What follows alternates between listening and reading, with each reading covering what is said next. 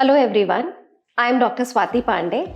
I am eye specialist practicing in Gurgaon. आज मैं इस वीडियो के थ्रू डायबिटीज से होने वाली आई की प्रॉब्लम्स के बारे में बताऊंगी और ये भी बताऊंगी कि डायबिटिक पेशेंट्स अपनी आई हेल्थ का कैसे ध्यान रख सकते हैं।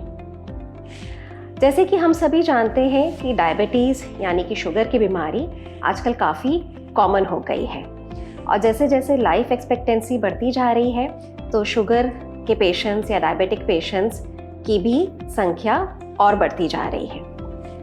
अक्सर ये देखा जाता है कि डायबिटिक पेशेंट्स को ये तो पता रहता है कि उनको अपना blood test time to time करवाना है, उनको अपने एंडोक्रिनोलॉजिस्ट से टाइम टू टाइम मिलना है, तो वो ये सब बातों का तो ध्यान रख लेते हैं, पर वो एक इम्पॉर्टेंट बात उन्हें पता नहीं होती है कि जो शुगर है वो भी उनकी आंखों पर असर कर रही होती है और उन्हें टाइम टू टाइम किसी भी आई स्पेशलिस्ट से मिलना चाहिए। ध्यान देने वाली बात यह है कि आई स्पेशलिस्ट होना चाहिए। आप अगर किसी ऑप्टिशियन के पास जाएंगे तो वहाँ पे आपका आईज का थॉरो एग्जामिनेशन नहीं हो सकता है, वहाँ पर सिर्फ आप अपने चश्मे का नंबर चेक करवा सकते हैं। तो शुगर की बीमारी जो है वो एक्चुअली आँख के किसी भी पार्ट को असर कर सकती है। अक्सर पेशेंट्स में शुगर के लेवल्स अगर कंट्रोल्ड नहीं है अच्छे से तो आई का रिफ्रैक्टिव स्टेटस यानी कि चश्मे का नंबर भी फ्रीक्वेंटली बदलने लगता है। शुगर के पेशेंट्स अगर हमारे पास हाई शुगर लेवल आके आते हैं तो उनका चश्मे का नंबर कभी भी करेक्ट डिटेक्ट नहीं हो पाता है और हम उन्हें बोलते हैं कि वो अपने शुगर लेवल्स कंट्रोल करें और फिर हमारे पास चश्मे का नंबर चेक करवाने के लिए आए। हाई ब्लड शुगर वाले पेशेंट्स को आई के इन्फेक्शंस भी जल्दी हो सकते हैं। जैसे कि ये बात कॉमनली नोन है कि शुगर के पेशेंट्स को कहीं का भी इन्फेक्शन जल्दी हो सकता है और अगर उन्हें कहीं भी इन्फेक्शन हो जाए तो उसे ठीक होने में भी टाइम लगता है। तो यही बात आई के इन्फेक्शंस पे भी लागू होती है। शुगर के पेशेंट्स पे अक्सर कैटरैक्ट या जो मोतियाबिंद होता है वो भी जल्दी हो जाता है। नॉर्मली अगर लेट 60s वगैरह में पेशेंट्स को कैटरैक्ट हो रहा है तो शुगर के पेशेंट्स में कई बार अर्ली 40s में भी हम पेशेंट्स को देखते हैं, यंग डायबिटिक पेशेंट्स को, जो हमारे पास कैटरैक्ट लेके आते हैं। तो आजकल तो टेक्नोलॉजी अच्छी है तो उनकी यंग पेशेंट्स की भी कैटरैक्ट सर्जरी बढ़िया हो जाती है, अच्छी लेंसेज मिल जाती हैं और उनका विजन रेस्टोर हो जाता है। सबसे ज़्यादा इम्पॉर्टेंट बात शुगर में है शुगर का जो असर आँख के पर्दे पे आता है जिसको कि हम बोलते हैं डायबिटिक रेटिनोपैथी।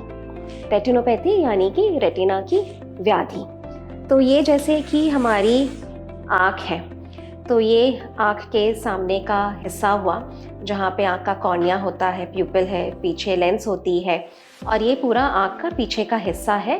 ये आँख का पर्दा है जहाँ पे ब्लड वेसल्स हैं और यहीं पे एक जेली फिल होती है जिसे हम बोलते हैं विट्रियस जेली।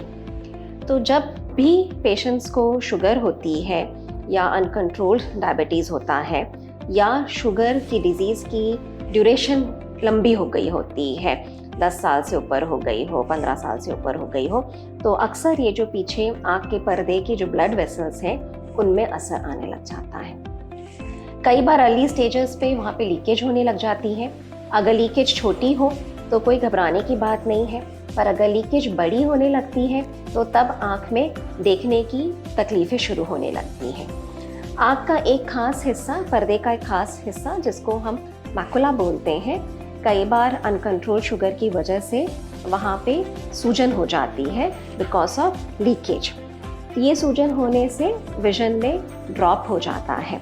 अगर इस सूजन को हम जल्दी डिटेक्ट कर लेते हैं तो हमारे पास आजकल अच्छी मेडिसिन हैं, अच्छे इंट्राविट्रल इंजेक्शन से हैं जिसको हम इस आँख की सूजन को कंट्रोल कर सकते हैं।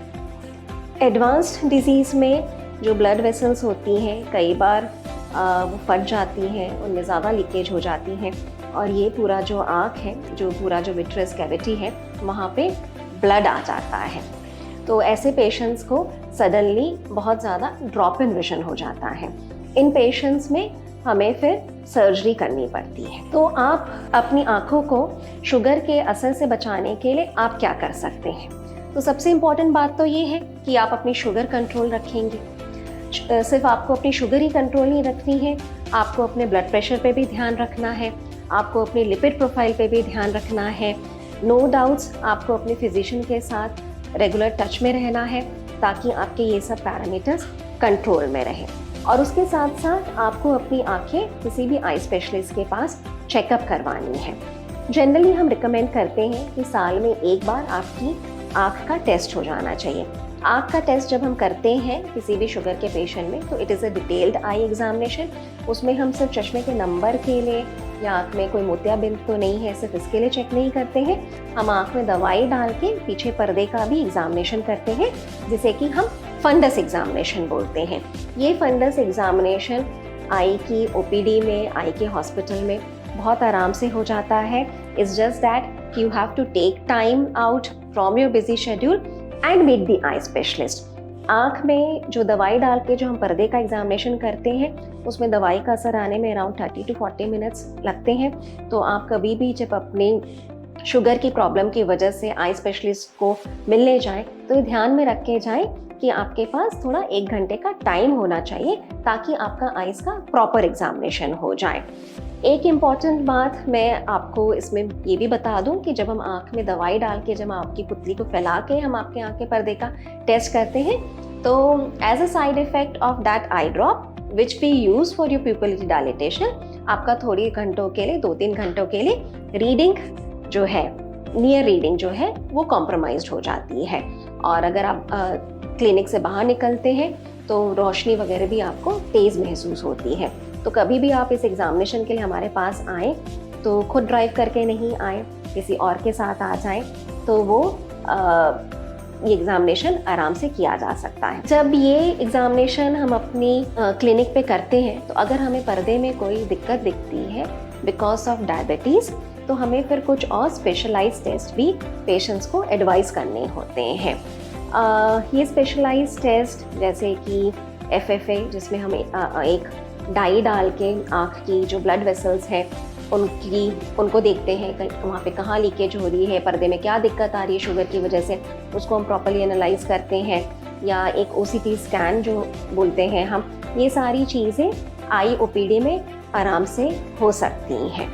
ये टेस्ट होने के बाद किसी भी आई स्पेशलिस्ट को अच्छे से पता चल जाता है कि शुगर की बीमारी ने आँख में कितनी प्रॉब्लम क्रिएट की है, किस लेवल तक की प्रॉब्लम है। जब ये प्रॉब्लम प्रॉपर्ली डिलिनेट हो जाती है, तो then we can plan out your treatment. जैसे कि मैं वीडियो में पहले भी बता रही थी कि कभी अगर हम आँख में लीकेज वगैरह देखें, तो उसके लिए हमारे पास इंट्राविट्रल इंजेक्शंस है। ये इंट्राविट्रल इंजेक्शंस बेसिकली जिनको हम एंटी-VEGF थेरेपी बोलते हैं, तो ये स्पेशलाइज तरीके के इंजेक्शंस होते हैं जो हम आँख में इंजेक्ट करते हैं, जिनसे जो लीकेज वगैरह की प्रॉब्लम हो रही है, आँख की ब्लड वेसल्स में जो प्रॉब्लम आ गई शुगर की वजह से, वो ठीक हो जाती है। अगर ये प्रॉब्लम किसी पेशेंट को ज़्यादा है, तो हो सकता है हमें इंजेक्शंस एक बार नहीं 2-3 बार भी रिपीट करने पड़ सकते हैं। एडवांस केसेस में, अगर जिन केसेस में पेशेंट्स के पास जिन पेशेंट्स की आँख में पूरा खून भर जाता है, या आँख के पर्दे में कोई डिटैचमेंट हो जाता है, रेटिनल डिटैचमेंट जिसे हम बोलते हैं, which is also a possibility in patients with advanced diabetic retinopathy, तो तब हमें पेशेंट्स की सर्जरी करनी पड़ती है। तो जब भी इम्पॉर्टेंट बात ये है कि अगर डिजीज़ टाइमली डिटेक्ट हो जाती है, तो जो ट्रीटमेंट है उसका बेटर रिस्पॉन्स आता है एंड विजुअल रिकवरी भी उतनी ही जल्दी होती है। पेशेंट को किसी भी डायबिटिक पेशेंट को आई विल अगेन रिपीट कि ये बात का ध्यान रखना बहुत ज़रूरी है कि अपना BP, blood sugar, cholesterol control में रखें, टाइम टू टाइम अपने फिजिशियन से मिलें, टाइम टू टाइम अपनी आइज़ चेकअप करवाएं।